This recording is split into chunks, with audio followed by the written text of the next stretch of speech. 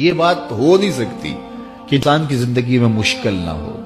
جب انسان کو پیدا کیا گیا تھا، اس کا خمیر گویا گیا تھا، تو 39 دن تک اس کے خمیر پر مٹی جو گوندی گئی تھی انسان بنانے کے لیے، اس پر 39 دن دکھوں کی بارش ہوئی تھی اور ایک دن خوشیوں کا می برسا تھا۔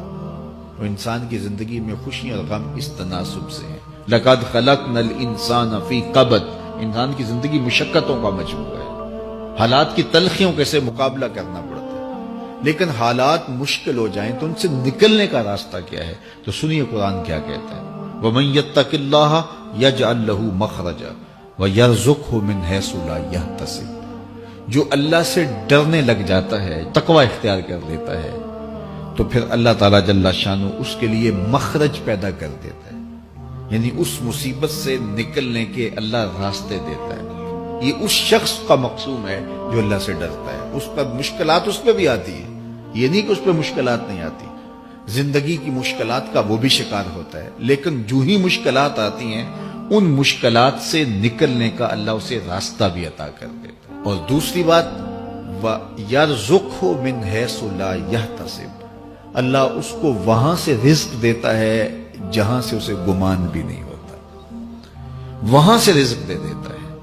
بندہ تو یہ کہتا نا کہ مجھے یہاں سے ملے گا، یہاں سے، ایک بندے کی منصوبہ بندی ہے، لیکن جو اللہ سے ڈرنے والا ہوگا اللہ اس کو وہاں سے رزق دے گا جہاں اسے گمان بھی نہیں ہوگا، خیال بھی نہیں ہوگا کہ یہ راستہ بھی حصول رزق کا ہو سکتا ہے۔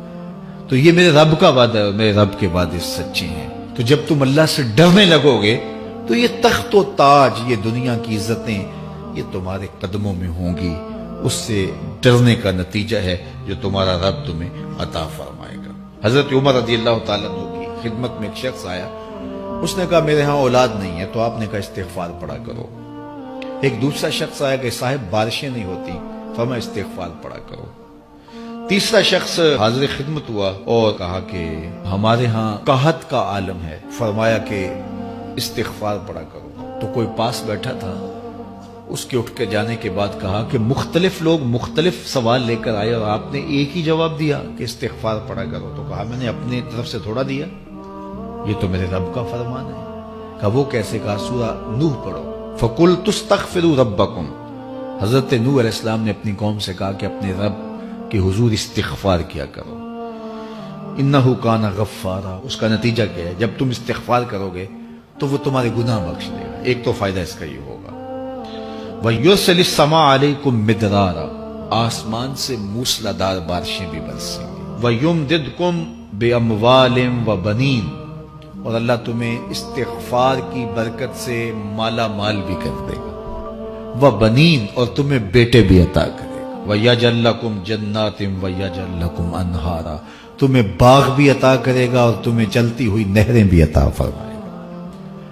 آج میں سمجھتا ہوں کہ پاکستانی قوم کو اجتماعی استغفار کی ضرورت ہے۔ آپ کے دریاؤں کا پانی سوکھ گیا، استغفار کریں گے اللہ تعالیٰ ان کو پانیوں سے مالا مال کر دے گا، بارشیں ہوں گی، قحط سالیاں دور ہوں گی، بے اولادوں کو استغفار سے اولاد نصیب ہوگی، اور معیشت کی بہتری جو ہے وہ استغفار کے ذریعے سے ہوتی ہے۔